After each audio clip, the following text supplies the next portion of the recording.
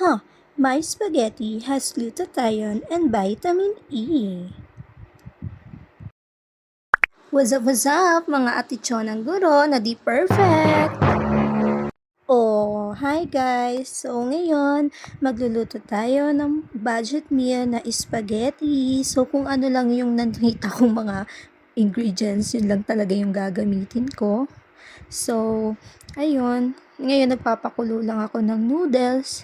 And then, trivia lang. Alam niyo yung spaghetti talaga. Ito talaga yung pagkain na bet ko. Kahit sa mga fast food, lagi talagang di nawawala yung spaghetti sa mga order ko. I don't know why. Because I'm a Filipino, right?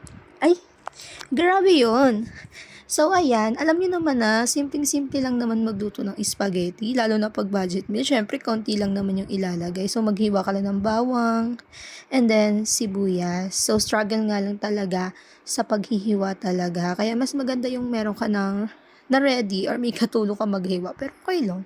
Ginusto ko to papanindigan ko to. And then, alam nyo ba, yung spaghetti talaga, yan din yung lagi kong hinahanap sa mga handaan. Like, halimbawa, syempre, automatic birthday. Tas minsan, sa Pasko, ganyan. So, yan talaga yung sinasuggest ko.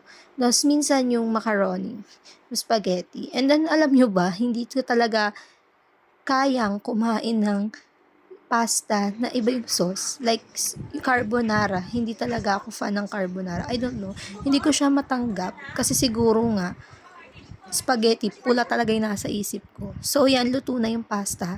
Iaano ko na lang siya. Yan, dumikit pa nga siya. Nasira na kasi itong lutuan. Kasi, na ano siya nung metal. So, hindi pala dapat. Kasi non-stick pala yan. So, ayan, nadikit na siya ngayon. O, 'di ba? Sakto naman nag-party-party yung kapitbahay. O, party-party. O, sige, anda.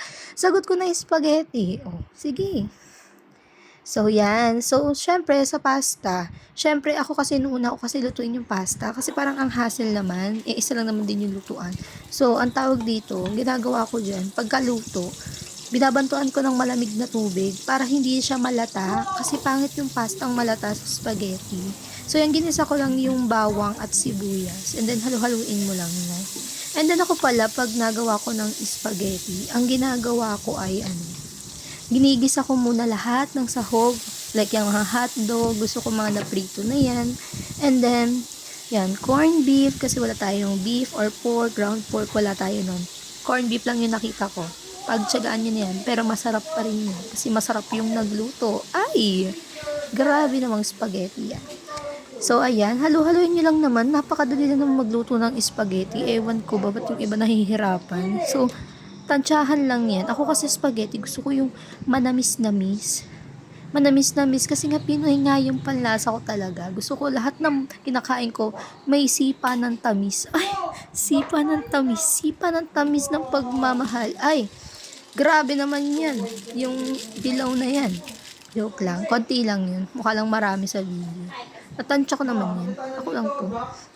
So, syempre, maglalagay tayo ng asin. Para hindi lang siya puro tamis at asin. Syempre, may konti rin siyang alat. Basta imagine nyo na lang. So, wala rin tayong cheese dito kasi wala silang cheese.